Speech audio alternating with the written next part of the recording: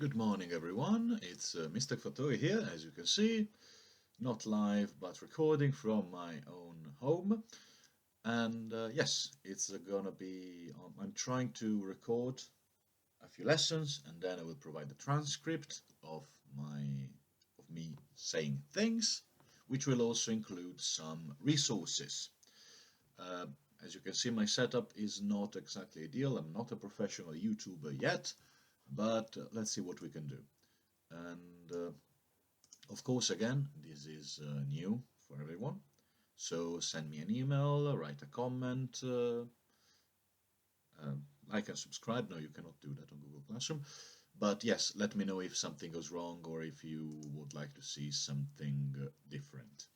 Now, today we are talking about the crowning event of the Civil War.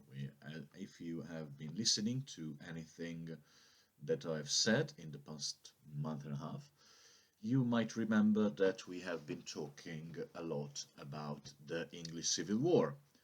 Long story short, Roundheads, forces of the Parliament, versus Cavaliers, forces loyal to King Charles I.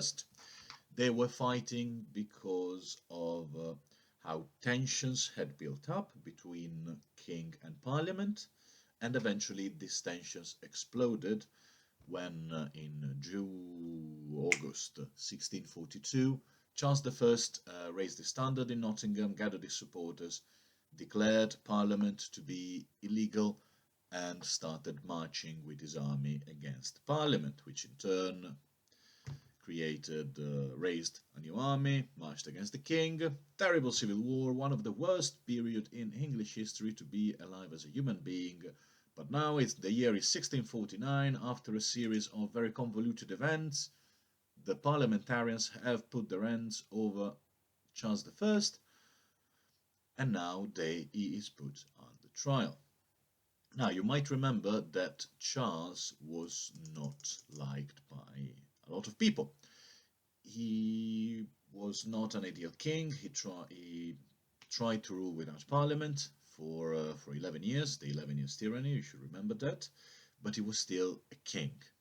And whether or not you were a supporter of the so-called divine right of kings, remember we talked about it, it was the idea that kings were placed there by God himself. Kings in this period were still seen as something almost sacred, worthy of the kind of respect you would give to saint and to God himself, maybe.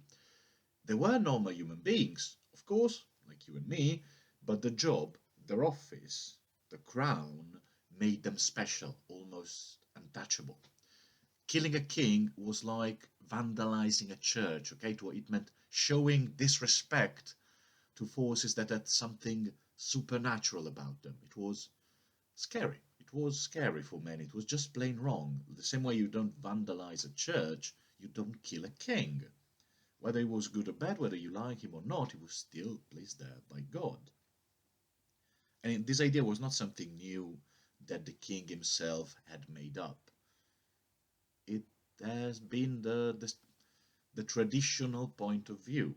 Kings had always been sacred, had always been holy, okay, in Europe at the time. Now, this is probably why the jury of Parliament, so Parliament had set up a few people who were to judge the king, to declare him either guilty or innocent. They were a jury.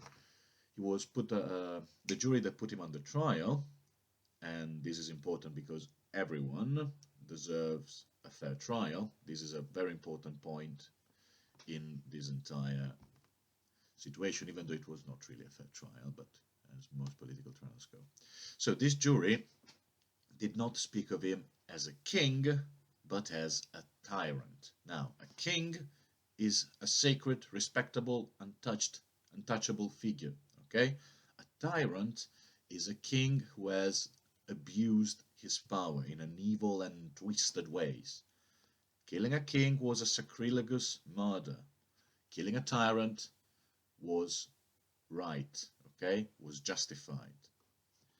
Now, Charles was accused of three things, which we have here. Ooh, just realized the mirror effect. Okay, I will fix it in some way. Now, he was accused of not respecting Parliament, point one. He was accused of betraying the constitution of the kingdom. What is a constitution? Constitution is the rules of our country's ruled. In England, for example, the constitution, there is no written constitution, but we got this idea that Parliament is sovereign. And where does this idea come from? Yep. Here, okay, from the trial of King Charles, from the end of the Civil War. We'll see that in a minute. Also, he was accused of waging war against the English people, not against a political enemy, not against someone else, against the entirety of the English people. Why? Because the forces of Parliament, for the first time, said, we are the real representatives of the people. Those were absolutely revolutionary ideas in the 17th century, and we'll see in a moment why. So, Charles, of course, did not really like this, okay? He was stubborn, he was absolutely convinced that he was king under God. He refused to acknowledge the legitimacy of the jury. What does it mean? He did not acknowledge the fact that they were allowed to judge him, because he was the king and only God could judge him. So the jury questioned him, as juries do. They asked him questions. Oh, do you plead guilty or innocent? And to every question, he repeated this. And I quote from History of Early Modern England. I would know by what authority, I mean lawful, there are many unlawful authorities in the world, thieves and robbers by the highways, but I would like to know by what authority I was brought from thence and carried from place to place, and I know not what. And when I know what lawful authority, I shall answer, remember, I am your king, your lawful king. What did he mean to say? You cannot judge me. Only God can judge me, because God has put me here, not you. I am something above. You cannot judge me. And the answer Parliament gave him was actually a revolutionary turning point in the history of human political thought. And I quote again from History of Early Modern England. On the 4th of January, Parliament had resolved that the people are, under God, the original of all just powers, that the Commons of England, in Parliament assembled, being chosen by and representing the people, have the supreme power in the nation. So it was a huge change, okay? It was in the fight between the idea that kings were placed there by God and the idea that the people were deciding who was in charge. This was the victory of popular rule, okay? And this is huge. So kings, it was a huge change in how people thought a country should be run.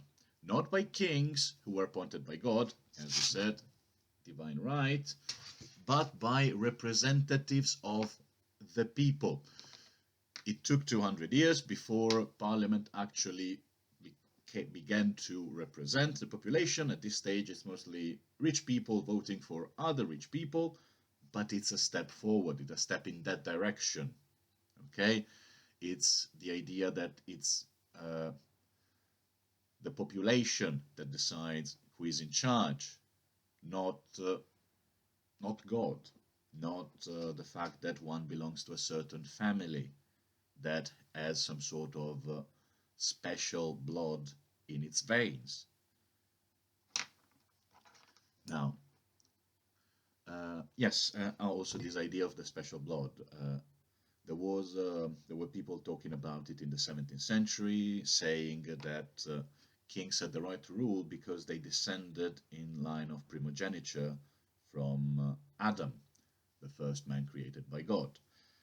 This was of course impossible to prove and quite ridiculous as a claim, as you can imagine. But again, it gave substance to the fact that people really believed that there was something physically special about the kings, and that there had always been, both in since the European Middle Ages, since the time of the Roman emperors, there was, even before, since prehistory, there's always been this idea that certain people have the right to rule because they are special, because the family they come from is special, is specially ordained by God. This is divine right, okay? And we are moving forward, we're moving away from a way of thinking that had been common among humans since prehistory, in a way. So, what was I saying? Yes, countries should not be ruled by kings who had been appointed by God, but by representatives of the people. Kings, on the other hand, if they were allowed to rule, they did so only because they had the consent of Parliament and therefore of the people of the country. The world we live in today, made of political parties, democratic institutions, civil liberties, begins here. Okay, begins there with the beheading of Charles I, done in the name of popular rule. It was absolutely shocking. Okay, don't. For us, it's normal. For us, it's something that we give for granted. But at the time, it sent shockwaves across Europe. Almost everyone in Europe and in England, because don't remember, there was a civil war. Not everybody in England was a fan of popular rule. There were people who actually said, you know what, we need a king who is ordained by God. Everybody was shocked and horrified. Killing a king was a sacrilege. A sacrilege, like vandalizing a church. But it was a sacrilege which gave us the idea that parliamentary democracy, which is a very important part of the modern world, one that is so typically British, North American and European, is how a country should be run, is the most fair, is the most correct, is the most efficient way to run a country. And that getting rid of tyrants and unjust rulers is a cause worth fighting for. It starts here. Now, in the Google Classroom, you should have a few exercises. There is a retrieval exercise in which I am kindly asking you to place the events of the English Civil War in chronological order. Then there are a couple of questions based on what I just talked about. Don't worry, you don't have to listen to me speaking. You just need to read the transcript. And also in this file with the transcript, there is also a series of articles and videos you can watch.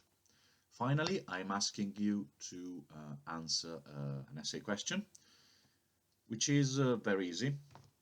What is the significance of why was the execution of King Charles I significant for the history of Britain? Let me read the details. So, in a bronze answer, you should be able to provide one reason, okay? Say, the execution of King Charles was significant because, and that's it. In a silver answer, I would ask you to also explain the difference between popular rule and divine right. So you can, this is an also. So, the execution of King Charles was significant because, and then the difference between popular sovereignty and divine right is, then in a golden answer, you should also, again, this is an addition, evaluate the impact of the death of Charles on modern times. So, why did what happened at the time influence the world we live in today? Okay, you can say because, for example, it gave us the idea that Parliament is sovereign. Okay, you should have all resources. Again, this is a bit new for everyone. So if the explanation was not clear, if the instructions were not clear, let me know. Okay, you send me an email or contact me. Homing Pigeon would do. Thank you and see you next time.